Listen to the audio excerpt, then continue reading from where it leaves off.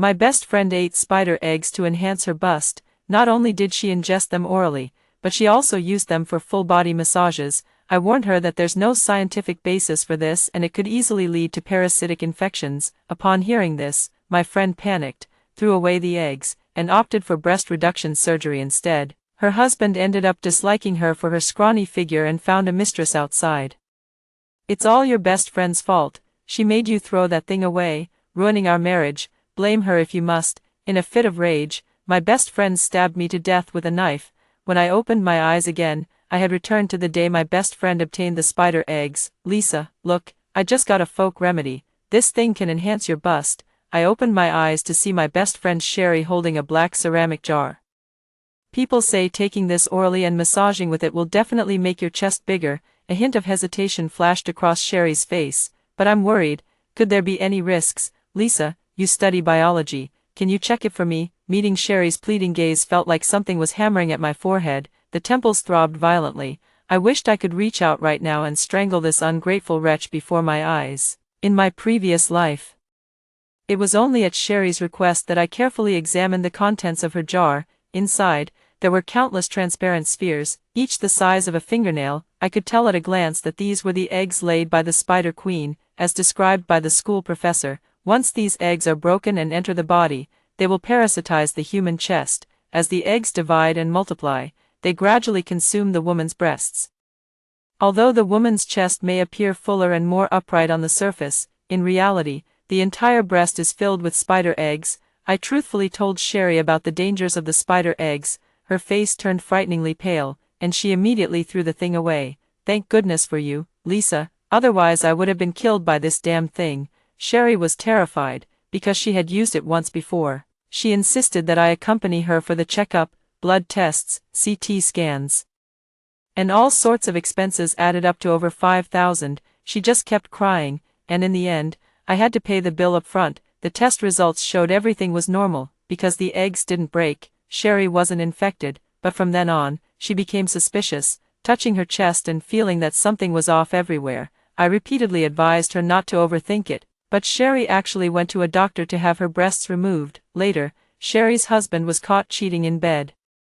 The other woman insulted Sherry to her face, calling her flat-chested. You don't even have breasts, you're not even a real woman. Who else can you blame for not being able to keep a man? Her husband looked at her with disgust. She's right, it's all your friend's fault for making you paranoid. If it weren't for her, our marriage wouldn't be in trouble. Blame her? I don't know, but ever since then, Sherry has hated me. Finally, on my birthday, she came to my house under the pretense of celebrating. While I wasn't paying attention as I reached for the candles, she stabbed me to death with a knife. Stab after stab, she stabbed me a total of 18 times. She said this was the price I had to pay for ruining her happiness. After killing me, Sherry set up the scene and turned on the gas tank. The moment the doorbell rang, sparks flew. My mother, who came to visit me, turned to charcoal along with my corpse. At this thought, I forcefully suppressed my hatred. I loosened my clenched fists and smiled at Sherry. If others have said it, it means they've used it. If you don't, I'm afraid your husband might get upset. Sherry's eyes lit up, and she said with a grin, that's true. If they've used it without any issues, then there's nothing to worry about. I sneered inwardly. This time, I want to witness with my own eyes the parasite eggs bursting out of her body. Who knows? I might even get to publish an SCI paper. If you want to please your husband, the effects better be strong, I chimed in. Usually, these folk remedies involve both topical application with massage and oral intake. Sherry opened her mouth slightly, looking skeptical. Can this be taken orally? I've never seen them use it this way. I deliberately let out a long sigh. Who knows if they've been taking it behind your back? After all, what woman doesn't love beauty? Hearing this, Sherry nodded thoughtfully. She rolled her eyes. Lisa, why don't you try it with me? Let's eat together and see who gets better results. Damn, that's really sneaky. Afraid of the danger yourself, so you're using me to test the medicine. Sure, I said with a smile, joking. Just don't come back later saying you're worried your husband's attention might shift to me or something like that. Sherry is a competitive woman when it comes to men. In our past life, whenever we went to see her husband Bruce together, she insisted I wear long pants and long sleeves, to avoid showing off my figure. Even the matching sister dresses we bought together, which we agreed to wear, she absolutely forbade me from wearing in front of Bruce. Sherry couldn't hold back her expression any longer. I added fuel to the fire. Forget it, just leave them all for me. I was worried I wouldn't be able to get my hands on these. With that, I made a move as if to snatch the jar from her hands. Sherry jumped back half a meter in fright. Clutching the jar tightly with a look of wariness on her face, she made an excuse. Lisa, I have to go back. Bruce is waiting for me at home. Hey, don't leave yet. Watching Sherry slip away, I suppressed the corners of my rising lips, feeling overjoyed inside. Eat up, the more the better. No one's competing with you. A week after that day, Sherry called me. Her voice was full of pride. Lisa, let me tell you, that thing works amazingly well. I noticed my breasts got much bigger in just a few days. These days, my husband comes home every night, no longer busy with social engagements. By the end, Sherry was giggling coyly, and with a hint of provocation, it's a shame you can't have any. Lisa, next time, I'll ask someone to bring you a jar to try. My eyes were cold, but I smiled and said, that's great, it proves it's effective, but you should be careful not to overdo it. More haste, less speed. Don't worry. Having lived a second life, I've always known exactly what kind of person Sherry is. With her suspicious nature, she would definitely take a few extra pills. Perhaps a simple massage had already been turned into a full-body massage by her. I didn't bother with Sherry, but instead took leave to visit my mom. In my previous life, I was always buried in work and studies, completely neglecting my mom. Plus, Mom had to take care of the shop's business. I moved out to rent a place and hardly saw her all year. This time when I came home, Mom was overjoyed and cooked a whole table of dishes. I had just taken a sip of the stew when the phone rang. Seeing it was Sherry calling, I immediately muted the phone. Not long after, it was Sherry's husband Bruce. I still didn't answer. Only after finishing my meal did I leisurely return the call. What's wrong, Sherry? Lisa, I'm feeling a bit unwell. Could you come see me? I calmly picked at the dead skin on my fingers and casually made an excuse. I'm out of town. Even if I come back, it won't be until tomorrow. After a few perfunctory words, I hung up the phone. The next day was Monday. After work, I saw Bruce standing at my doorstep with Sherry. Lisa, what's going on with you? Bruce grabbed me angrily, his voice frantic. Your phone was unreachable. Don't you know Sherry isn't feeling well? Her chest hurt so badly she almost passed out. He pointed at Sherry beside him, shouting and making a scene. It had only been a few days since I last saw her, but Sherry's once plump figure had become gaunt, her complexion pale. Strangely, her chest appeared unusually large, like two giant leather balls. Indescribably bizarre. What are you yelling about? I calmly picked my earwax. If Sherry is in pain, why don't you take her to the hospital? I'm not a doctor. Going to the hospital costs money. You're her best friend. How can you be so heartless? Bruce widened his tiger-like eyes and started cursing. Stop arguing. Sherry tugged at Bruce's sleeve, suddenly gasping for breath. I feel terrible. Lisa, honey, take me to the hospital now. The same thing happened in my past life. After Sherry developed hysteria, she kept complaining about feeling unwell every few days, asking me to accompany her to the hospital. Each time, she used my medical insurance card but never paid me back. I won't be the sucker this time. Lisa, you must come to the hospital with us. Bruce was about to reach out to pull me when Sherry's eyes rolled back and she fainted. Only then did Bruce start to panic a little. The residents in the apartment building were startled by Bruce's wailing, and someone called 120. After some thought, I decided to take Sherry to the emergency room with Bruce. The emergency department nurse who attended to Sherry happened to be my junior from school. I mentioned Bruce and Sherry's family situation to him in passing. Bruce is a scoundrel. He once harassed a girl at a barbecue stall and beat her so badly she was seriously injured. Do you have any doctors in the emergency department who know martial arts? Upon hearing this, the junior immediately went to find a male doctor. The male doctor's surname is Yen. His family owns a gym, and in his free time, he enjoys working out and practicing taekwondo. In my previous life, I often went to the gym to exercise and ran into him. We were sort of friends. I had known for a while that he would be on duty in the emergency department during this period. Dr. Yen was called out by his junior colleague, replacing the petite female doctor. He looked serious and quickly asked Bruce to go pay the fees and complete the procedures. Little did he know, Bruce immediately started cursing, ranting about how the doctor had no medical ethics, accusing him of trying to extort money without even properly diagnosing the illness. Dr. Yen suppressed his anger and had no choice but to give Sherry special treatment through the Green Channel. a round of blood tests and an 4 drip followed. Sherry finally woke up. The doctor suggested that Sherry might have contracted some kind of bacteria and needed further examination. He noticed something unusual about Sherry's chest. During the physical examination, he touched her breast. Bruce jumped up and immediately punched Dr. Yen. "You scoundrel, what are you trying to do to my wife's chest?" Dr. Yen had long been holding back his anger toward Bruce. He took off his white coat, and the two began brawling. Bruce was no match and ended up with a bruised and swollen face. Since he threw the first punch, the police arrested him for provoking trouble and detained him for several days. Sherry saw that Bruce had been locked up and insisted on being discharged from the hospital. No matter what, the hospital had no choice but to let her leave, perhaps because she hadn't applied or ingested any spider eggs during her hospital stay. Her complexion improved slightly, and her chest no longer hurt, only her breasts had become a bit smaller. After being discharged from the hospital, I took the initiative to invite Sherry to a cafe, pretending to show concern. In reality, I wanted to observe the development of the eggs. After chatting for a while, she hesitantly asked, "Lisa, do you think I should keep using that stuff? Lately, without applying or taking it, I feel like my chest has gotten smaller again. What if my husband leaves me if I stop taking it?" I knew she would ask this question. I suppressed a mocking smile at the corner of my mouth.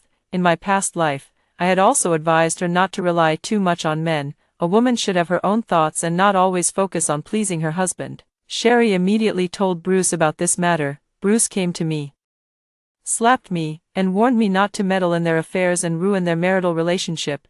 I thought Bruce had violent tendencies and even warned Sherry about it. To my surprise, she became very agitated. "Lisa, I never thought you were this kind of person. Are you jealous that I have a husband and a happy family while you have nothing? They all say guard against fire, theft, and best friends. Let me tell you, don't even think about seducing my husband. He would never be interested in you." I was so furious I felt a pain in my liver and couldn't speak. I had always considered her my best friend, never realizing this was how she truly saw me. My unconditional giving and tolerance nurtured a devil. I stirred the coffee spoon in my hand and took a sip. "True, your husband is so outstanding. There might be many temptations. If you stop taking it, and he meets other women who are on this medication, would he leave you?" A flicker of panic flashed in Sherry's eyes. "No, impossible. I won't let him leave me." She had already made up her mind about something. I pressed my lips together and nodded. "Make sure you've thought it through. In my past life, after I died, I lingered in the mortal world and saw the WHO intermittently reporting research about it. I clearly remember the time phases of this spider's egg division, reproduction, development, and maturation. Doing the math, there aren't many days left before the eggs enter their second developmental stage. After that." Sherry continued to eat insect eggs, mixed with insect fluids. She massaged it all over her body. Her body grew increasingly emaciated, yet her breasts became larger and larger. Bruce became more and more attached to Sherry, taking her everywhere he went. That day, I arranged to have a meal with my junior and took the opportunity to ask Sherry if she had gone to the hospital. I happened to see her walking weakly toward the emergency room entrance. She looked as if she had been pulled out of water, weakly calling out, "Someone help me, where are the doctors?" Even though she had caused a scene in the emergency room before, a doctor's duty is, after all, to save lives. Just as the junior student stepped forward to support Sherry, Bruce hurried in from outside. He shoved the junior aside and slapped Sherry. "What are you staring at? I don't have money for your treatment. It's just a bacterial infection. Take some antibiotics and you'll be fine." Sherry barely managed to steady herself and avoid falling. Patients, their families, and doctors nearby all gathered around. Someone accused Bruce of being too cold-blooded. "Your wife is about to faint. Why won't you let her see a doctor?" Bruce snorted coldly. "Hospitals are just scams, charging thousands for nothing. Who can afford that? Might as well try some folk remedies at home." Yeah.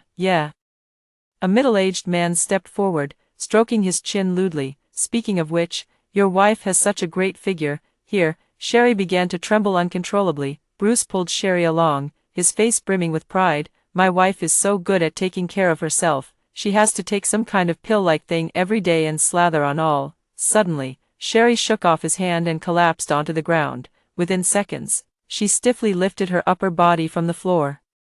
Her chest rapidly swelled. The shirt that had been covering her breasts was shattered by the force. 2 enormous water balloons appeared before everyone's eyes. Sherry let out a scream, the veins in her neck and chest bulging. covering the 2 water balloons. The water balloon grew large and transparent, faintly revealing the squirming green larvae inside. Sherry's chest was nearly deformed, accompanied by an eerie swelling. I keenly realized, this was the state just before the insect eggs entered their 3rd developmental stage. Faced with this sight, the onlookers were utterly stunned. Someone shouted, "Holy shit, that's a fucking worm." Only then did everyone realize it and instinctively took a step back. At that moment, a doctor exclaimed, "Damn it, it's a parasite, quick, get the sedative." Bruce was genuinely terrified now and ran faster than anyone else. In the blink of an eye, the figure disappeared.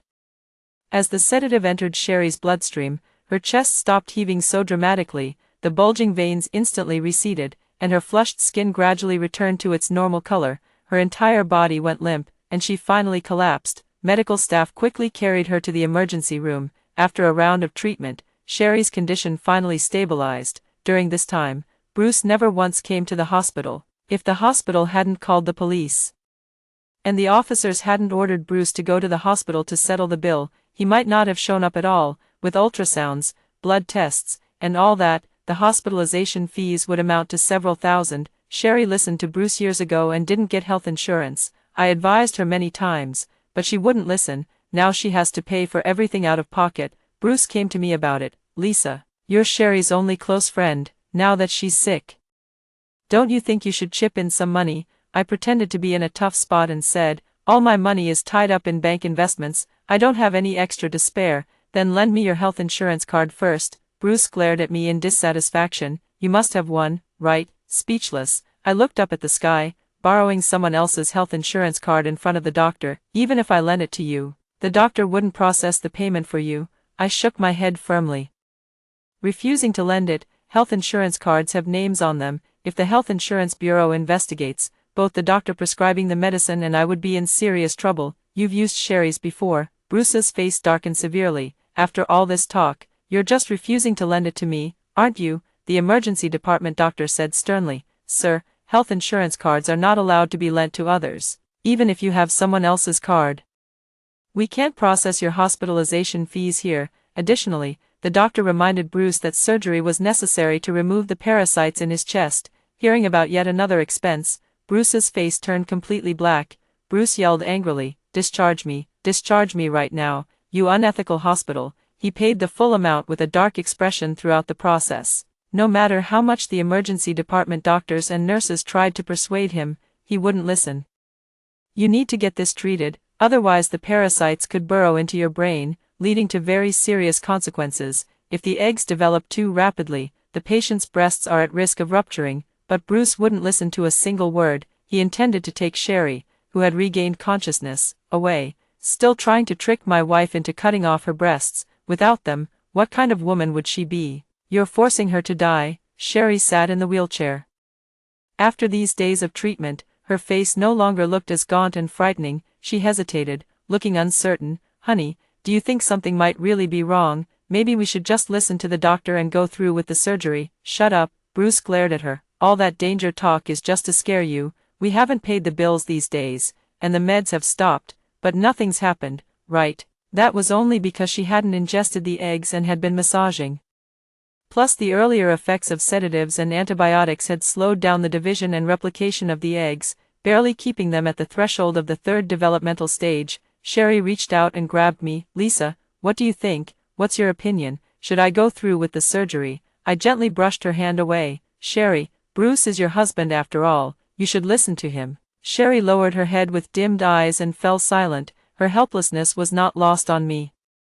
With almost all the money in Bruce's hands, she had little say in decisions, not to mention hospitalization. Even buying clothes had to be reported to Bruce. In my previous life, I would have advised her while criticizing Bruce's stinginess. Now, I simply packed my bags and went to my mom's place. Before leaving, I told Bruce, "My mom's shop has received a lot of expensive supplements recently, and I need to help with inventory." Seeing the greed in Bruce's eyes, I knew they would come.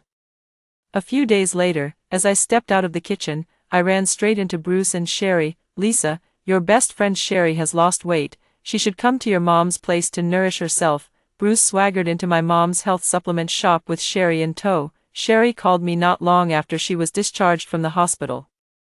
I never answered. This time when she saw me, she looked aggrieved and said, "Lisa, why didn't you answer my calls or come to see me? I've been busy, business has been good lately, and the family is swamped, so I took time off to come back and help." Without looking up, I continued clearing the dishes from the table. "Since your daughter and Sherry are also best friends, I won't stand on ceremony. Let's have 2 portions each of the snow pear bird's nest and the shark fin with fish maw stew." Bruce pulled Sherry to sit down and arrogantly ordered my mother around. "Our policy is payment before service, that'll be $500 in total," I said expressionlessly. "Lisa, don't go too far." Bruce widened his eyes, nostrils flaring. "Last time when Sherry was hospitalized, you didn't contribute a single cent, and now you even want to charge your best friend. What? Paying for meals is only natural. Are you trying to dine and dash?" I deliberately snapped back directly. Bruce spat out a curse and then began to hurl insults. The shop was already busy, and chaos erupted in an instant. "Lisa, just give it to them, don't argue," my mom advised me. She pulled me aside. "What's gotten into you today? Why are you so stubborn?" I secretly patted my mom's hand and shook my head. "It's fine if they want to eat our food, but Sherry is sick. If anything happens to her, Bruce will be the first to blame us." My mom suddenly understood and nodded fearfully, covering her mouth.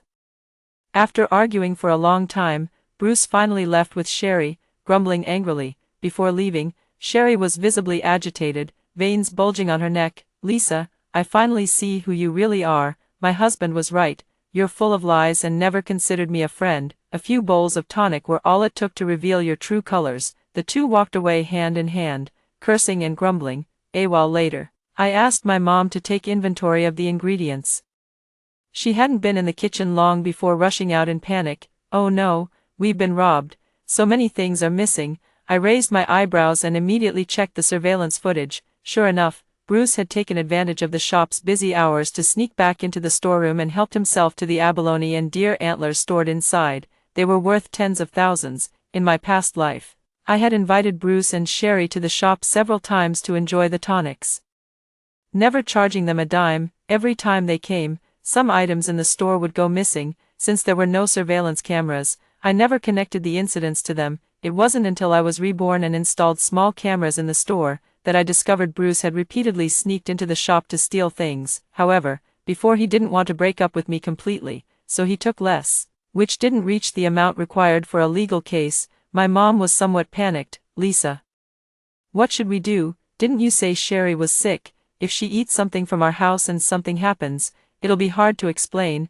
I calmly shook my head. Everything was under control. Recalling how Sherry looked today, her condition seemed worse than before she was hospitalized. The worms that were about to burst through her skin that day were suppressed by sedatives. The bulging veins on Sherry's chest and neck gradually flattened, returning to their usual thickness. But after so long, the sedative's effects have long since worn off. The exposed skin on her chest faintly revealed red veins spreading outward like a spider's web. The veins showed signs of gradually thickening and protruding again. This marked the breakthrough into the 3rd stage of spider egg incubation. If left undisturbed, it would evolve to the 4th stage in less than a week. By then, even sedatives won't save her. She's been messaging me these past few days. Though I didn't reply, I did glance at them. I know the reason. Bruce began to avoid going home after learning about Sherry's illness. To keep Bruce around and maintain her voluptuous figure, Sherry started eating spider eggs again. Consuming those highly nourishing substances not only failed to improve Sherry's health but actually stimulated the eggs' activity, accelerating their development. Her condition would become 100 times worse than before. What is a tonic for normal people is deadly arsenic for Sherry. They stole it, and now they must face the consequences. Bruce's greed, combined with Sherry's foolishness, forms the foundation of my plan. I comforted my mom, saying, "Don't worry, they were the ones who stole the items. If anything happens, it has nothing to do with us." I immediately dialed 911. "Hello, I'd like to report a burglary." Since the value exceeded $3,000, the police promptly opened an investigation, with the evidence from the surveillance footage.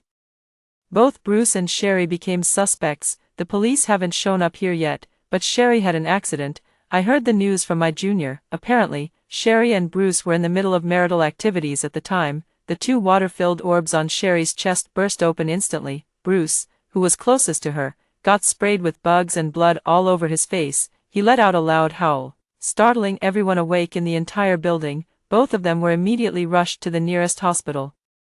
The junior spoke with disgust. You didn't see the scene back then. Those things on her chest couldn't even be called breasts. They were more like nests of insect eggs, like bloody holes, with six-legged spiders crawling out densely from inside. It scared our director so much he immediately reported it to the health bureau, and then the entire hospital had to undergo a massive disinfection. Disgusting. Let's not talk about this anymore. I'll treat you to a meal tomorrow. I frowned and noted down the fourth stage incubation period of the insect eggs. The final episode came faster than I expected. To get more concrete information, I took the initiative to approach my junior, hoping to see Sherry's medical records. Just then, through the large glass window of the emergency room, I caught a glimpse of Bruce inside, cursing furiously with spit flying everywhere. You damn bitch. If you hadn't sprayed those fucking bugs all over my face, I wouldn't be in the hospital. What the hell did you eat? Sherry's chest was wrapped in thick gauze, with faint traces of blood seeping through. She reached for Bruce's hand, only to have it violently swatted away. Tears streamed down Sherry's face. I took that thing, all for you. Get lost, you damn bitch. Look at yourself now. Nothing left of a woman's body. What kind of woman are you? Bruce grew angrier as he spoke, kicking Sherry. Sherry's head slammed hard against the vase. She stretched out a trembling hand, glanced at the blood staining it, and froze for a moment. Suddenly, she went mad, clawing at Bruce's face. It's all your fault. I told you I felt unwell the first day I ate that thing, but you kept saying I was overthinking it and even told me to eat more. Later, I felt worse and worse. My chest was painfully swollen, and you still wouldn't let me go to the hospital. The first time I was hospitalized, the doctor clearly said I could be saved, but it was you. You said it was nothing and made me leave the hospital, and now, my chest is gone, cut off. I'm not a woman anymore. Woo-woo. Sherry flailed her claws wildly, leaving streaks of blood on Bruce's face and body. You crazy woman. Bruce dodged in a rather flustered manner, and as he turned his head, he suddenly saw me. Blame your best friend if you must. He pointed at me and shouted, she's the one who said it was fine for you to eat it. What does this have to do with me? Sherry froze for a moment, then rushed toward me like a madwoman, screaming, yes, Lisa, you're partly to blame for what I've become. She raised her hand to slap me, unexpectedly, before she could land the blow. Several large hands from behind me grabbed her and slapped on the silver bracelets. I turned around. The police had arrived. The leading officer looked serious. Sherry, Bruce, you are now suspected of theft and will be taken in for questioning. They didn't know that the police had been watching them for a while. On the same day Bruce and Sherry were sent to the hospital received a call from the police station. Now that their injuries have mostly healed and Sherry's stitches have been removed, the police have come to their door. It's not fair. What did I do? Bruce still wanted to argue. You stole abalone and deer antlers worth over 10,000 from our store, and you still want to argue, I retorted, unexpectedly. Bruce rolled his eyes and said, what nonsense, those things weren't even worth 3,000, at most 2,750. Who are you calling an idiot with that remaining 250? One of the officers on the scene couldn't take it anymore and smacked his head. Enough talk, take them all away. It has nothing to do with me, it was all Bruce. Bruce took it, officer. Sherry shook her head and pleaded desperately. Unfortunately, their resistance was utterly futile, and both were taken away. In the end, both were sentenced for theft. Who knows how Bruce managed to brainwash Sherry, in the end.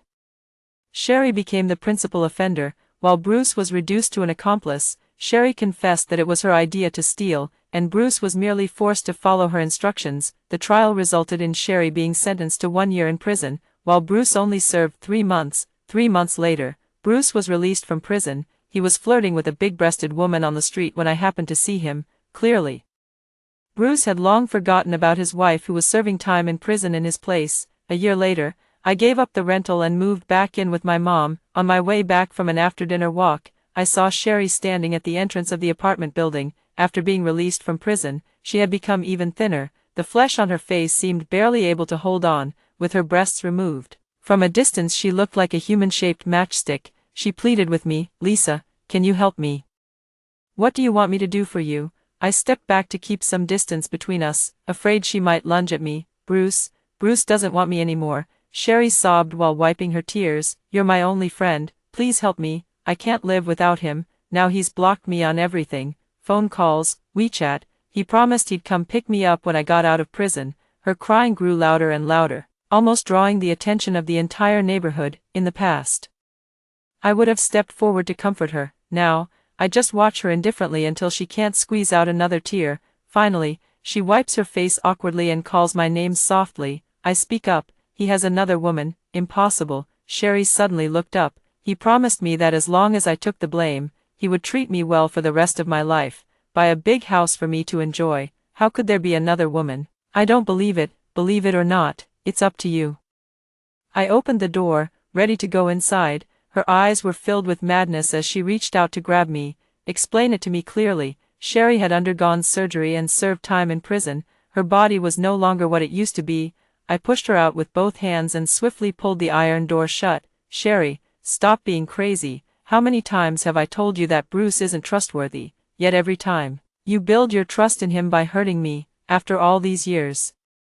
Don't you feel ashamed of yourself, since you always think I'm just jealous whenever I say anything? Why don't you open your eyes and see the truth? Keep deceiving yourself then, and may you rot forever in the lies you've spun, and don't come looking for me again. With that, I shut the door. Looking down from the balcony, Sherry remained standing there in a daze.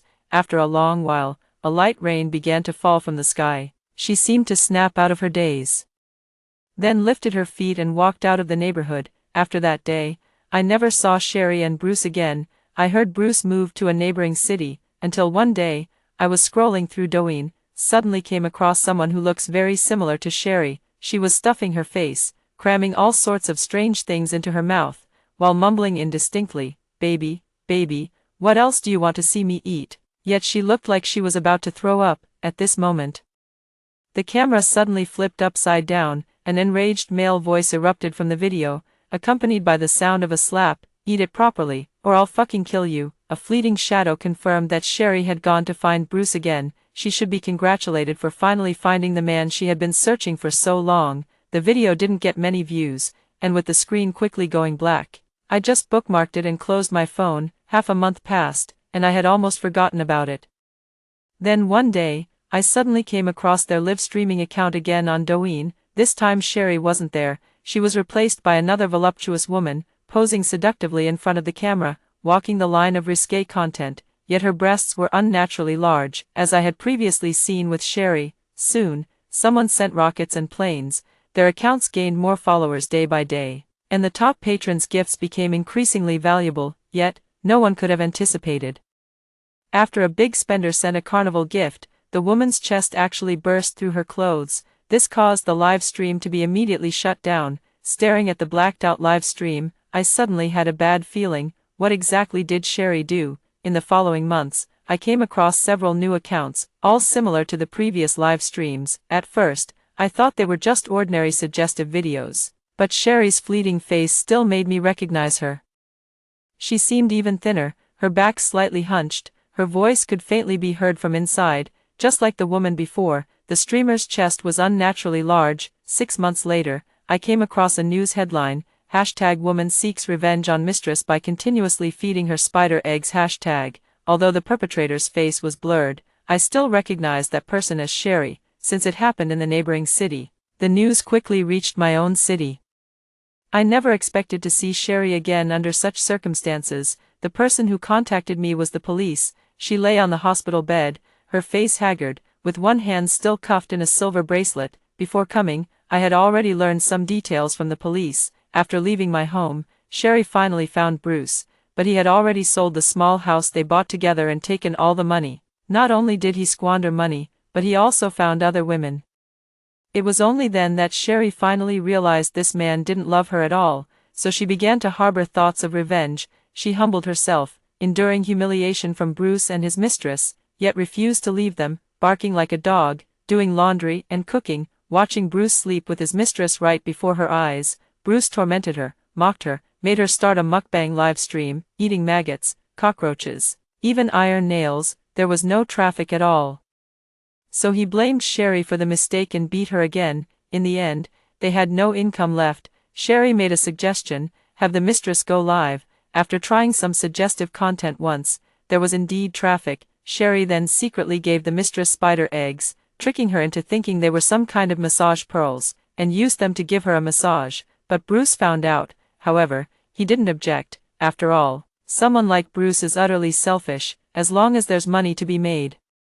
They don't care about others' lives, just like Sherry. The mistress's chest was also ruined, both breasts were removed. By this point, Sherry had completely become a monster. Seeing the mistress meet the same fate, she felt a twisted sense of pleasure, so time and time again, this method was used to deal with the women Bruce brought in. Under such means, more than 10 women have been forced to undergo double mastectomies. Over time, it caught the attention of the police. After hearing this, I couldn't help but feel a pang of sorrow. I don't know whether to say Sherry is pitiful or detestable. The police led me to the hospital room. Hearing the noise at the door, Sherry turned her head slightly. "You're here." The moment she saw me, a smile bloomed on her calm face. "Being able to see you once before I die is my greatest wish." I sat down. "What did you call me here for?" She licked her chapped lips, a flicker of pain flashing in her eyes. "I came to apologize to you." "I'm sorry, Lisa.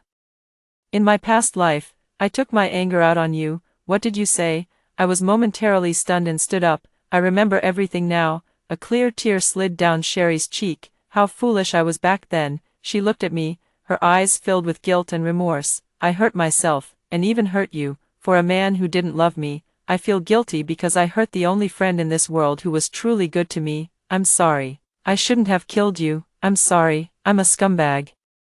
Sherry cried as she apologized to me. The body curls up slowly, like a snail. Watching her finish the performance, my heart was utterly calm, without the slightest emotional fluctuation. "I won't forgive you. The harm you've done to me is already done. Even if I were to live another life, I wouldn't forgive your foolishness, selfishness, and shallowness. If that's all you have to say, then I have nothing more to discuss with you." I turned around. "Wait, Lisa, I'm dying." Sherry struggled to lift half her body. "The side effects of the parasite are severe, and after being in prison, many of my organs have already failed." She desperately tried to move closer to me, but the handcuffs kept her rooted in place. "Can't you forgive me just once before I die?" "I didn't mean to, really. You have to believe me. Stay with me, please, Lisa. I don't want to die alone, please. I don't want to hear what comes next. If you truly understood your mistakes, you wouldn't have taken revenge on those women while letting Bruce go free, and you didn't come to me today out of genuine remorse. You're just afraid of dying alone like a pitiful wretch. Ultimately, you're just selfish. I won't accompany you, nor will I help bury your body. Go die alone in loneliness and darkness." Twisting the doorknob, I walked straight out of the room. As I closed the door, Sherry inside suddenly became agitated. She shook the shackles on her hands, banging on the window, separated by a door, a wall, desperately calling my name. "Lisa, you can't leave. You can't be so selfish. I'm your best friend, your closest confidant. Please, don't abandon me. Stay with me." The sound grew fainter and fainter until it disappeared. Sherry died when the first snow of winter fell in the southern city. She succumbed to a lung infection and kidney failure. When she passed away in the hospital, it was cold and desolate. Not a single person came to see her. Even the bodies remain in the freezer, unclaimed. As for Bruce, in this incident, he was at most an accomplice, so the court sentenced him to only 3 years, but it said that in the year he was imprisoned, someone stabbed him in the carotid artery with a sharpened toothbrush. He died a gruesome death. Bruce kept calling for help as he climbed, but he bled out before the ambulance arrived. I only heard about it later from others. The brother of one of the victims in Sherry's case was serving time in the same prison as Bruce. After that, I applied to my organization and obtained permission to research these bizarre spider eggs. Through my research on it, I clarified the detailed circumstances of its parasitism within the human body. A year later, I published an SCI paper based on the findings from this study. After hearing the first story above, what are your thoughts? Feel free to share your opinions in the comments section. Next, there is another similar story. Let's continue to see. Reborn with an 8-child pill. I directly fed it to my husband's factory friend's widow. In my past life, my husband Tom forced me to work hard for Molly and her son for a lifetime. They weren't a couple, but they were closer than one. This time, let's see how you can afford to raise 8 children on your salary alone. Seeing the slogan in front of me, "One child is best, the state will take care of the rest," I laughed. I was reborn.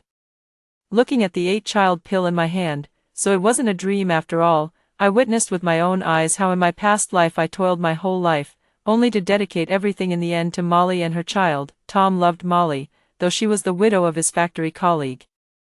They had actually been middle school classmates. Molly later unexpectedly married someone else, and he was forced into an arranged marriage with me. We spent a lifetime together without children because Tom simply never touched me, yet Molly, whose child wasn't even his, always received his unwavering kindness. I looked at the 8-child pill bestowed upon me by the heavens in my hand. I couldn't let it go to waste. I went home and decisively killed a chicken to make soup. Then tossed the 8-child pill into the broth and brought it to Molly. At this point, Molly's child was already a month old. Tom had initially thought I wouldn't be willing to kill a chicken for Molly. Molly had just been confirmed pregnant, and everyone was worried about her, saying that after her husband's death, they didn't know how she would manage in the future. To avoid gossip, Tom suggested we take her in as our younger sister and let me take care of her. In my past life, I was slapped by him for arguing, this chicken shouldn't be killed for her to eat. This time, I'll just watch him reap what he sows. The fragrant chicken soup was placed in front of Molly, her eyes filled with greed. Molly didn't even mind the heat. She took the soup, tears welling up in her eyes, looking at me pitifully. Sister Judy, didn't you say none of the chickens at home would be given to me? Why are you bringing it now? I'm not forcing you, it's just, after my man left. There's really nothing between me and Tom. Tom and I are just middle school classmates. You're his lawful wife. You two are family. I'm just a drifting duckweed, a blade of grass. At this point, Tom grew even more impatient and glared at me. Judy, why are you bringing this now? First, you accused me of having an improper relationship with Molly, and now you're pretending to be the good one. The crowd of co-workers around us chimed in. Exactly, Judy, after how you treated Molly before. Who'd believe you're sincere now? You're just trying to make up for it. I didn't explain, only smiled bitterly, but I still brought it, didn't I? Molly, sis isn't mad at you. I've just come to my senses. Don't worry, I'll take care of you from now on. You should drink this chicken soup while it's hot. Look, I saved both drumsticks for you. You need to nourish yourself. You're carrying a child now. I know I was petty before, and I was wrong. After these words were spoken, the expressions of those around softened slightly, especially Tom's. He stared at me, finally showing a hint of satisfaction in his eyes. Judy, this is acceptable for now, but if you dare to do anything bad to Molly, you'll have me to deal with. I lowered my head, pretending to be submissive. Molly picked up the spoon, blew on the chicken soup, and drank it with a beaming smile. She didn't believe for a second that I would dare to poison it, watching her swallow the soup. A wave of satisfaction washed over me. Eat up, it won't kill you. 8 children in this lifetime, let's see how you managed to raise them. After delivering the chicken soup, Tom pulled me into the hallway and said coldly, you're not the kind of person to do something out of goodwill. Spit it out. What's your real plan? You called Molly a homewrecker before and even threatened to report us to the factory for adultery. Now you're pretending to be a saint. I struggled to hold back my laughter, squeezing out a tear. Can't I have a sudden change of heart? Do bad people have to stay on the wrong path forever? Didn't the great man say, if you make a mistake, correct it, and once corrected, you should be forgiven? I've turned over a new leaf now, haven't I? You said she's your sister, so I'm treating her well for the sake of this sister. Is that so wrong? Tom still didn't believe it. Fine. Then kill a chicken every day from now on and bring it over. In my past life, I would have jumped up and scolded him. You don't manage the household, so you don't know the cost of firewood and rice. We only have a dozen or so chickens, raised under the factory's quota, and even the eggs have to be handed over. If we kill them all, how will we meet our obligations? But in this life, I simply nodded. Sure, if you say kill, we'll kill. I'll also give all my wages to buy her good food. She's pregnant and lost her husband, with no in-laws to care for her. Besides you, who else does she have but me? As the elder sister-in-law, I might as well be her mother. Tom's expression finally softened. The co-workers who were listening to the gossip also changed their tune. That tightwad finally had a change of heart. That's right, Molly has had it tough. After returning home, I sorted out all of Tom's wages and savings. His house was allocated by the factory, previously. His savings totaled 382 yuan, and this 382 yuan would later become Molly's food allowance. I need to eat the chicken at home myself. Molly and I each got a chicken, and I'll be bringing her chicken soup for the next few days. Tom came back from the hospital late at night. He looked at me, his eyes unusually gentle. Judy, I didn't mean to be harsh with you today, you know. I'm not being unfair to you, it's just, her husband died because of the factory, so I have to be a little nicer to her.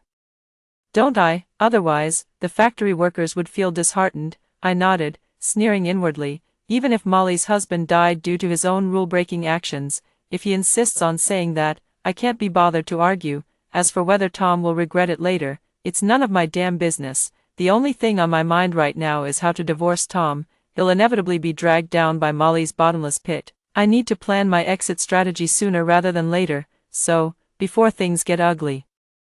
I put on my gentlest expression and play the emotional card. Tom, Molly has really had it tough. You two were classmates, you know how badly her family treated her. She didn't even finish high school. I'm different, at least I graduated high school. Even if I can't go to college now, I can still find a job to support myself. We don't have kids, so I was thinking, maybe a planned divorce. Just hear me out. The word, divorce, caught in Tom's throat. But the thought of Molly made him sit back down. I studied his face. There's no denying Tom is handsome. No wonder I hated him so much in my past life, feeling like my man had been stolen. But now that I think about it, he was never mine to begin with, and I feel relieved. Molly's child will be born without a father and will surely be called a bastard at school. Wasn't that the case in my past life? The child was mocked every day, called the product of an affair, and eventually dropped out of school due to depression. Tom felt it was his duty to take care of them, but we ended up arguing every day, and in the end, it all became my fault. In this lifetime, whoever wants to suffer this misery can have it. I spoke with increasing sincerity. We can wait until the child is about to be born before finalizing the divorce. That way, you can marry Molly right away, and the child can go to school legitimately. Don't worry, I really have no ulterior motives. Just look at how I've been behaving these past few days. I genuinely hope you two will be happy. Truly. Tom suddenly turned grim. What nonsense are you talking about?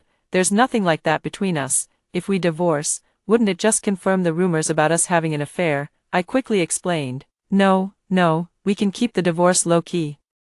I'm only doing this for Molly's child's sake. This time I genuinely wish them to be bound together for life. Later, Molly was almost 3 months pregnant, and due to the effects of the 8-child pill, her belly grew rapidly, as if she were carrying twins. I took care of her like the most dedicated nanny. Since she wasn't working, I fulfilled all her needs, whatever she wanted to eat or drink, massaging her swollen feet, tending to her leg cramps in the middle of the night.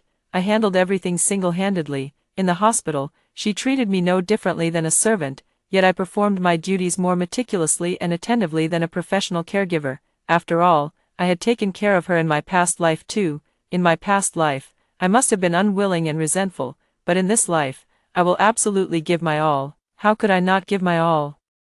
How could I possibly let their precious baby fail to be born after 8 pregnancies? I will definitely take good care of them. You know, when people are doing bad things, they don't feel tired. I even got more and more excited, just waiting for her child to be born. Molly probably didn't expect that. She intended to humiliate me with these tricks, but I ended up doing better than the most professional caregivers. Several elderly patients nearby couldn't stand it anymore and secretly asked me, "Miss, how much do you charge for a day of nursing care?" I just smiled and didn't answer. This only angered Molly even more. What do you mean by that? Would I treat my sister like a servant? She's only taking care of me because she cares about me. Those sharp-eyed old folks weren't fooled and immediately pointed at her nose, scolding, "You really think of her as your sister? Is this how a younger sister should act? The water's already 50 degrees. And you still complain it's too cold and demand it be poured again. Do you want boiling water?" Even our old, blurry eyes can't stand to watch. Another old lady added fuel to the fire. Stop pretending to be some innocent white lotus. A grown woman in her 20s, bullying a young girl while pregnant. How shameless. Pa. I stood to the side, head bowed, stifling my laughter as my shoulders shook uncontrollably. Molly was so angry with me that she burst into tears. "Judy, you just can't stand to see me and the baby happy." Those factory friends of hers popped up again. "They don't have to work either and just hang around here all day." "Judy, why are you bullying Molly again?" "That's right, Molly's pregnant. It's not easy for her. You'll never even get pregnant in your lifetime. Must be all the bad karma. 3 years with Brother Ting and still no sign of a baby." I clenched my fists, my nails digging deep into my palms. Did they really think I was made of clay?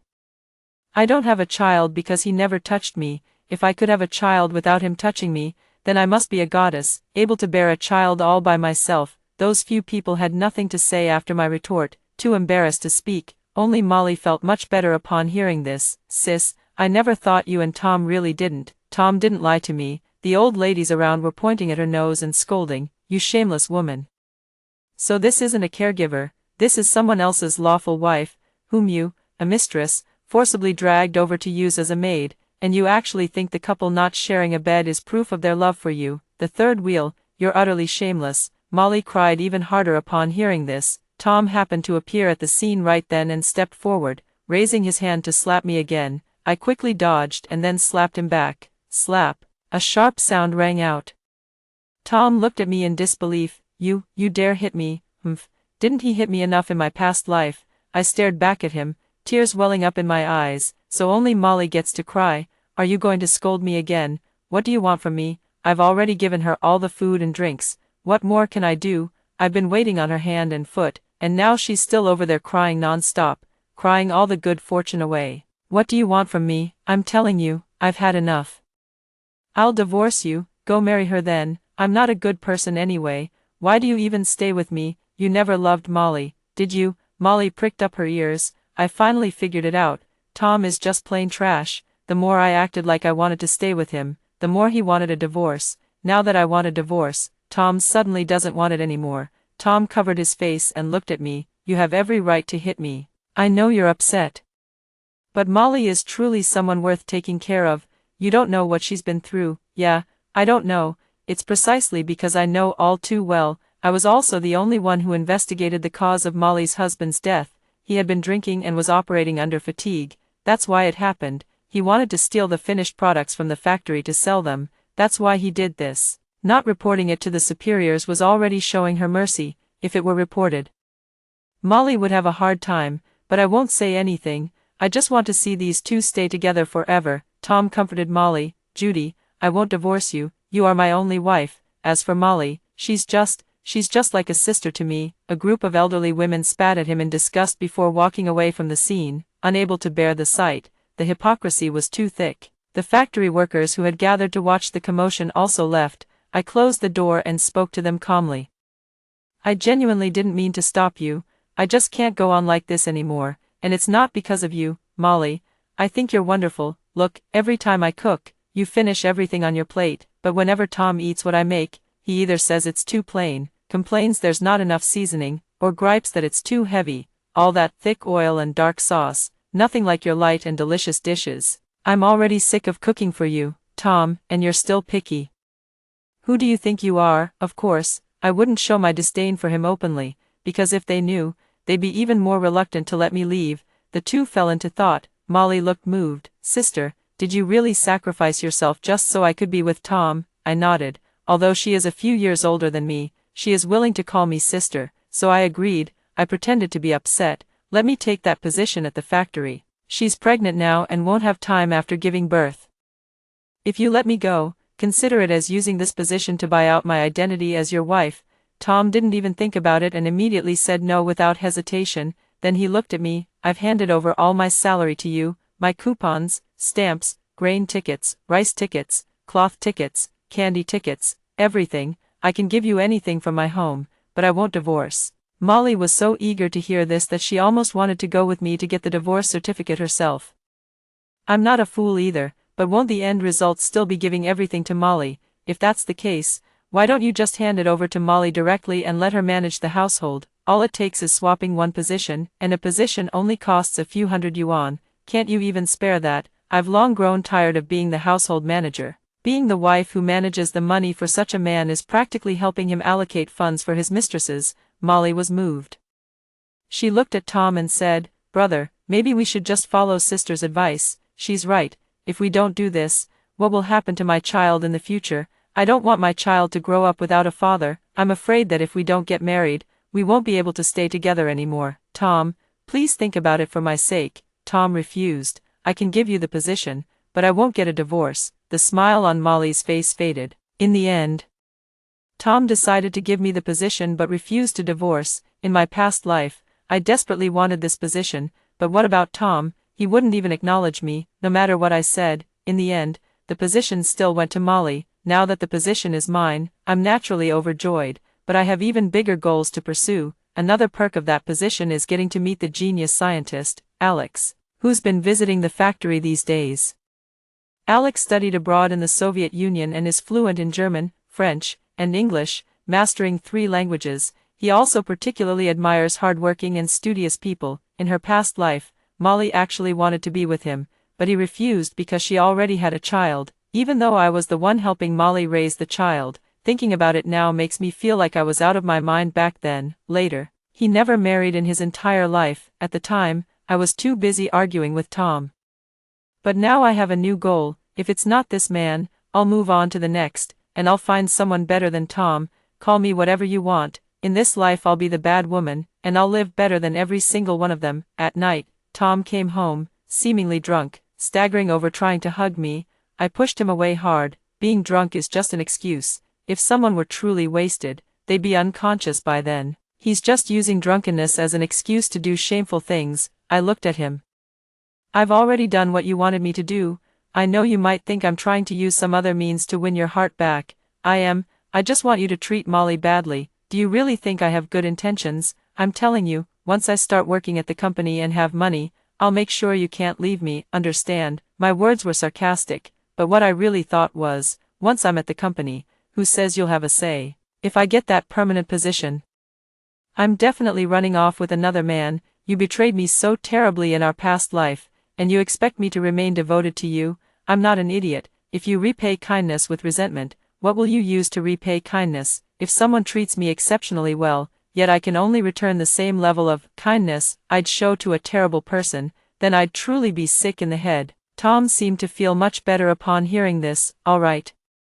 Don't forget what you said. You still have me in your heart. I effortlessly spun out lies. Of course, you're in my heart. Who else would I be with if not you? Is there any man better than you? I just feel like Molly stole you away, that's all. It's my own pettiness. Hearing this, he felt much better, but I wouldn't cater to him like I used to. Every time he got drunk before, he'd just collapse right where he was. Who'd want to touch him? Stinking to high heaven. Filthy. I'd still have to wash his face, and he'd vomit everywhere. Then I'd have to go dig sand myself to bury all that filth. Now I just shove him aside and go take a shower myself, lying on the ground. Turns out he was either faking drunkenness before or just too lazy to clean up after himself, leaving it all to me. Now I'm not serving him anymore. Let's see what he can do about it. The next day, I pretended not to notice the strange smells and cooked as usual. Still delivering meals to Molly when needed. I take my job very seriously. Since you've given me such a great position, serving you is my way of returning the favor. Besides, I don't feel like he owes me anything just because we're married. It's his choice not to treat me well. It's not like being married means his assets must be shared with me. We just got a marriage certificate. It's not like I'm trying to seize his entire fortune with it. I'm not that greedy. Molly has stopped causing trouble now. She's afraid that any misstep might make Tom refuse to divorce. She's 5 months pregnant, looking as big as a woman about to give birth, and terrified that I might change my mind about the divorce. How would she raise the child in her belly then? She cautiously probed me. Sister, when do you plan to get the divorce certificate? It's not that you're unwilling, it's Tom who's refusing now. Can you talk to him? Tom appeared before me with red eyes. Still wearing the same dirty, smelly clothes from yesterday. Why didn't you help me change? You're Molly's future man now. I can't touch another woman's man. I sneered. Are you crazy? If you were still my man, of course I could touch you, but now you're ready to discard me. You've even traded me for a job transfer. What more do you want? Tom fell silent. Molly, heavily pregnant, tried to kneel and beg him, but I stopped her. Seeing Molly like this, Tom had no choice. I forcibly dragged him and Molly to the Civil Affairs Bureau to stamp their divorce papers. A few days later, it was time for the new job assignment. I've slaughtered the last chicken at home, and all the money was spent on buying new chickens to raise. I've prepared all the daily necessities like firewood, rice, oil, and salt, took nothing else, and went straight to the factory to report. After signing the contract at the HR department, I officially became a factory employee. The best part is, the person assigned to guide me was none other than the scientist Alex, and I became Alex's assistant. I don't know anything, and Alex was visibly irritated when he saw me. It's obvious what the factory arranged for you to do here, and you know it too. Don't get any ideas. I nodded. Don't worry, absolutely not. After saying that, I grinned at him. He seemed a bit more curious. Who sent you here? I'm divorced. Don't worry, I have no other intentions toward you. Alex seemed to let his guard down. Seeing how quickly I got the hang of the job, He gradually changed his opinion of me and even became quite satisfied. To be honest, he really wasn't married, a true golden bachelor. He heard everything about me and Tom clearly, and after learning how Tom treated me, there was a bit more pity in his eyes. I really needed his sympathy, after all. Pity for someone is the beginning of love for them. One late night, he was calculating data while I kept him company. Alex suddenly spoke up. Do you regret the divorce? What do you think? I have a formal position now, with a monthly salary of 30 yuan, and a dormitory assigned by the factory, although it's a shared room for two. At least I don't have to live with people who dislike me anymore. I continued talking to myself, and most importantly, I no longer have to serve Molly. Before, I had to go tend to her every day after work, and it became the talk of the factory. Those gossipy women never pointed fingers to my face, but I always overheard their whispers when coming and going. I've grown thick-skinned. After being betrayed by a man once, I figured it out. As long as I have money and a job, why care what others say? Just do your job well, and who can bring you down? I shrugged. Once you let go, everything falls into place. In my past life, I just couldn't let go. My mind was too rigid, insisting on arguing with a man over trivial matters. Alex seemed to meet someone like me for the first time. You're really interesting. Isn't that obvious? I deliberately acted so independent and strong-willed. Wasn't it all to catch your attention? How could I not be interesting, in this life? Because I lived in the factory dormitory. I devoted myself wholeheartedly to my work. In my previous life, I had never encountered this kind of work and didn't even know the basics of data statistics. Alex taught me step by step.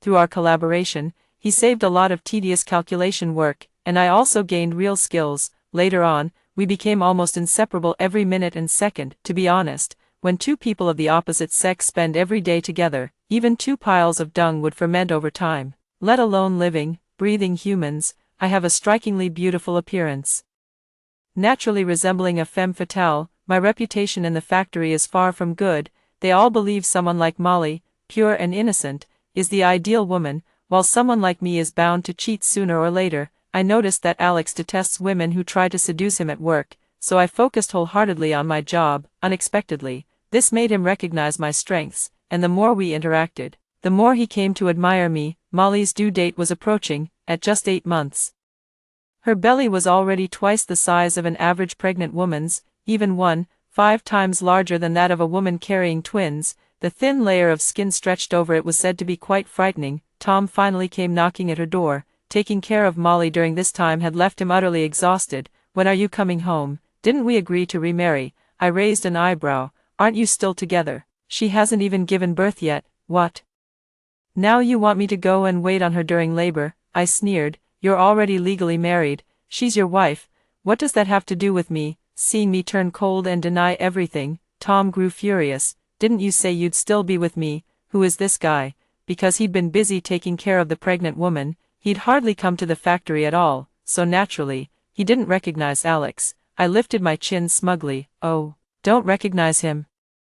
He's the new scientist here, way more impressive than your mechanic job. He specializes in improving the very machines you fix. The factory really values Alex. I've learned a lot from him, and next, I might even get transferred with him to a better unit. I deliberately smiled brightly. Don't worry, my life is really, really good now. The more I said this, the worse Tom's expression became. He stared at me intently. Are you doing this to me to get back at me? I quickly shook my head, my tone light. What nonsense are you talking? Me, getting back at you? That's ridiculous. Alex stepped forward at the right moment, shielding me. Sir, please stay away from my assistant. You're already divorced. Stop harassing her. Then, after a pause, Alex added meaningfully, Assistant Judy and I share the same aspirations. If we ever get married, we'll definitely invite you to the wedding banquet. Tom was so furious he wanted to throw a punch, but Alex kicked him back with one swift move. Standing at 190 centimeters tall and fueled by my excellent cooking, Alex could now take on 10 Toms at once. Watching Tom, who used to beat me without hesitation in my past life, in such a miserable state, I felt an overwhelming sense of satisfaction. I stepped forward and gave him a couple more kicks. Get lost, go home and take good care of your wife and kids. Didn't you get a marriage certificate? Did you really think it would be that easy, back then? You refused to divorce me no matter what.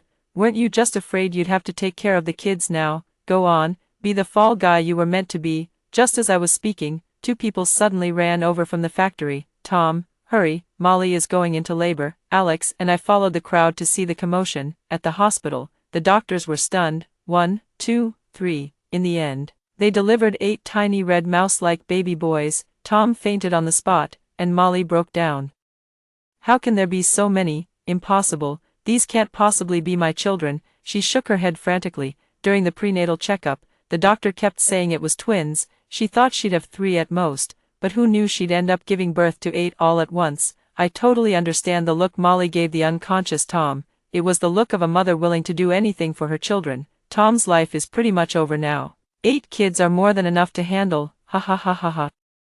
Heaven has eyes. Alex hugged me tightly and said, "Don't be afraid, we'll just have one daughter in the future." He was clearly frightened by the scene. That very day, he went out and bought baby magazines, deliberately tearing out the pages with boys and only keeping the photos of girls to paste on the wall. The next day, he dragged me to file our marriage application, insisting we get our marriage certificate right away. "Let's hurry and have a child, otherwise, I won't feel at ease."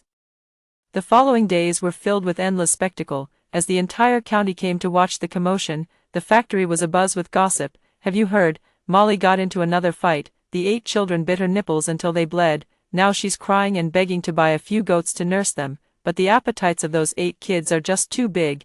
Tom's meager salary isn't nearly enough. They keep coming to the factory every other day to borrow money from people. We had no choice but to lend them a few dollars each to send them away, but everyone knows that this small amount is just a drop in the bucket for them." Alex and I would laugh our heads off every time we heard about these things. Who would have thought that the 2 people who made my previous life so miserable are now being tormented by 8 children to the point of wishing for death in this lifetime? Truly.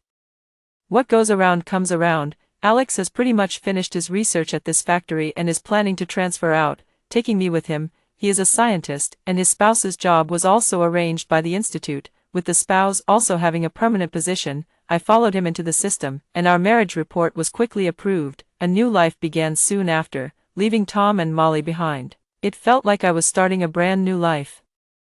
I was originally clueless about these subjects like math, physics, and chemistry, but in the new environment, once I grasped one concept, the rest followed easily. I quickly reached the level of an average scientist. Of course, I couldn't compare to Alex, but I was already quite satisfied. My partnership with him just keeps getting better and better. We had our first child in the 2nd year of our marriage. She was a beautiful girl, and we decided not to have any more children.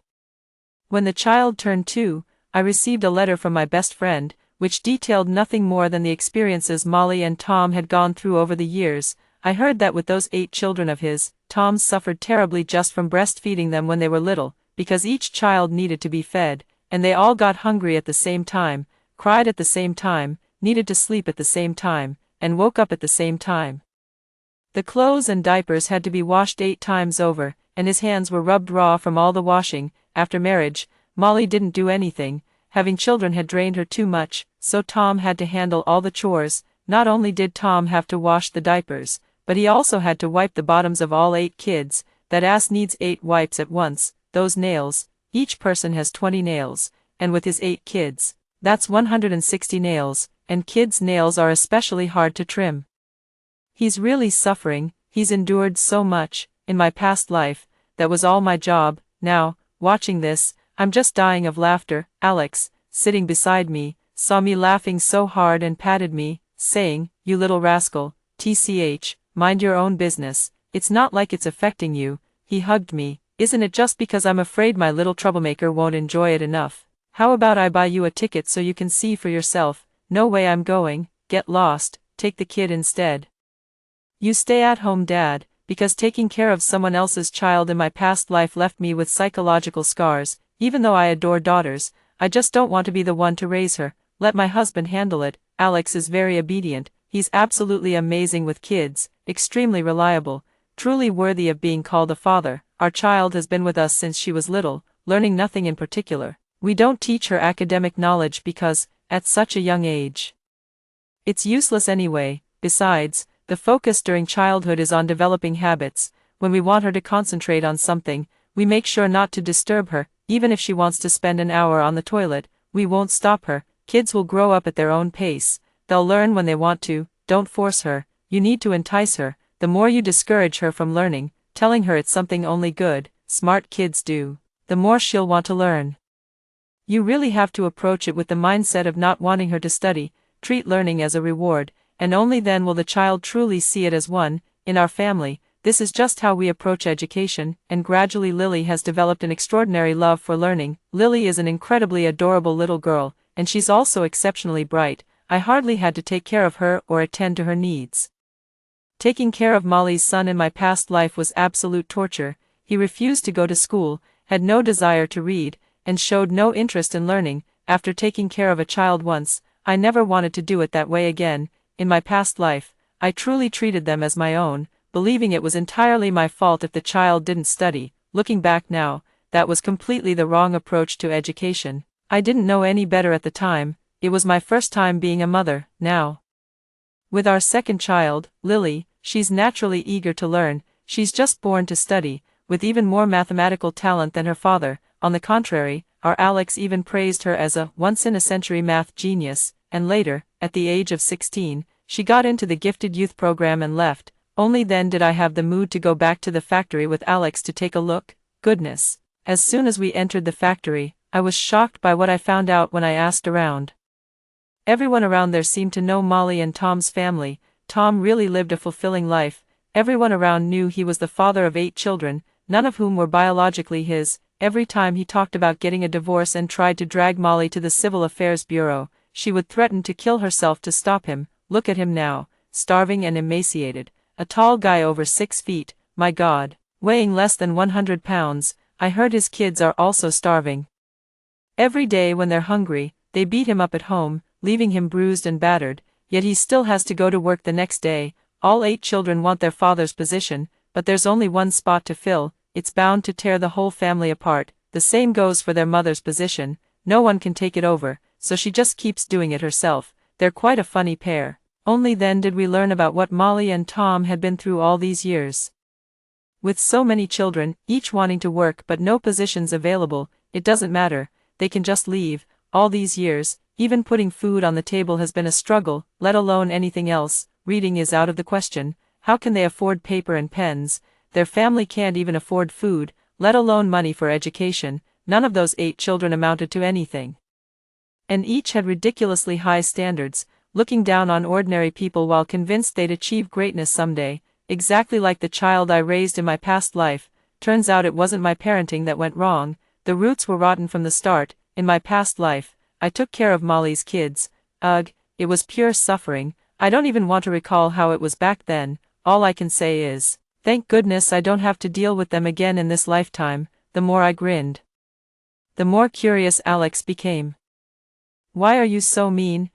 Seeing him miserable makes you happy, doesn't it? Me, don't you already know? I've told you everything I've been through, how utterly miserable I was, how hard it was for me to finally get married, only for that man to fall for someone else. Can't I at least enjoy this moment now? My ex-husband is having a hard time now, and I couldn't be happier. Let me tell you, I'm that kind of person. The worse the people I hate are doing, the happier I am. So you better not make me hate you. You can't betray me. You have to treat me well for the rest of your life. Got it? I'm very, very skilled when it comes to men who love me. I don't care. I just want to keep a close eye on my current partner. He treats me so well right now, and there's no way I'm going to let any man or woman take him away from me. I want him to stay with me for the rest of his life. Alex is the same way. He feels the same about me. He's terrified that one day I might take a liking to another man. We two are really birds of a feather.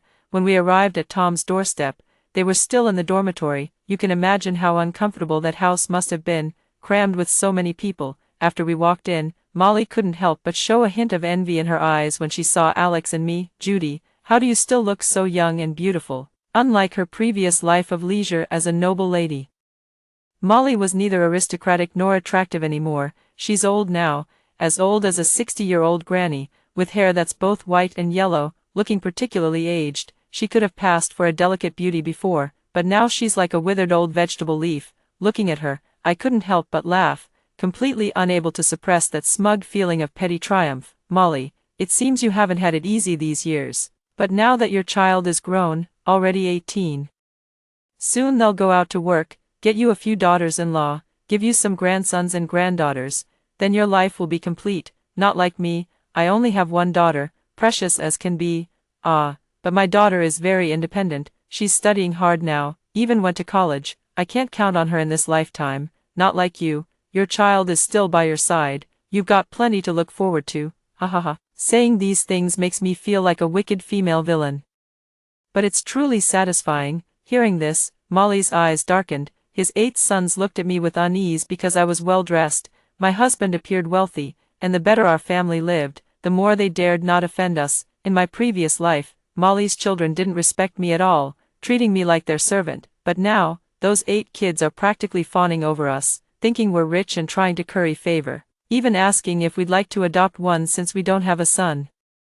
Who wants these unlucky people around? Of course, we didn't say a word, just caught up on what's happened over the years and then got ready to bolt. Molly has been doing really badly. Tom even tried to come at me when he saw me with Alex, but by then his height had already shrunk from 1.8 meters to 1.7. I looked at his confused, cheeky expression and said, "Are you really Tom, not his dad?" "Oh my, yes. Your lives are so miserable now that I almost feel like donating some money out of sympathy, but I know you probably wouldn't want my help. Don't worry, things will only get better from now on. Look how big the kid has grown. Good fortune is surely on its way. After so many years of hardship, it's about time for your luck to turn around." Molly sneered at this. Just you wait, sister. 30 years east of the river, 30 years west. Don't mock the youth for their poverty. Those deadbeats are calling themselves impoverished youth now. I nodded without speaking and turned to leave. In the following years, Alex and I continued to work hard on the front lines, as researchers. Even though we're getting older and our mental agility isn't what it used to be, sometimes our thinking isn't as sharp or flexible as the younger generations, we still have our experience to rely on. We collaborated with those young colleagues, and with our daughter joining the team, we trained her to take over our roles. After retirement, when we wanted to travel to see the beautiful landscapes, we realized, we've ended up back at the factory where I used to work. Tom's family is still living a particularly miserable life. Those 8 sons started dreaming one by one, all wanting to marry noblewomen from prestigious families. They shamelessly tried to force relationships, but after being beaten and thrown out, they even refused ordinary girls who wanted to marry them. One by one, they wasted their time until they were in their 20s and 30s. Look at them, I find it so hilarious. In my past life, Molly's son tortured me like this, and now it's finally their own parents' turn to suffer. Let's see how long their youthful poverty lasts. My daughter, it seems she didn't choose romance. She's with another girl now, calling her bestie every day. We have no idea, but it sure looks like they're dating. It doesn't matter anymore, whatever our daughter likes is fine. As long as Alex and I still love each other, that's all that matters. If it's true love for our daughter, then that's enough. In this lifetime, I've traveled all over the country, achieved my personal values, and raised our daughter to be successful. I couldn't care less how he fares in the future. Let the floodwaters rise to the heavens. Truly, up until the moment I close my eyes for the last time, I've lived with complete peace of mind. Before I died, I heard about Tom and Molly over the years, how not a single one of her 8 sons turned out filial. Later, when they finally found wives, all 8 sons ended up bullying the 2 of them for their wives' sake. In the end, none of them could inherit their parents' jobs because they were all fighting over them. Eventually, they had to sell the positions and split the money, but their lives just kept going downhill. They had already been tormented to death long ago. No wonder we haven't heard any news from them in recent years. Turns out they didn't live as long as we did. Knowing my enemies suffered so miserably and died so early, I'm satisfied. Whatever, this life of mine has been worth it. After hearing the 2 stories above, what are your thoughts? Feel free to share your opinions in the comments section. Looking forward to hearing from you. If you liked this story, don't forget to like it, share it, and subscribe to my channel. See you next time.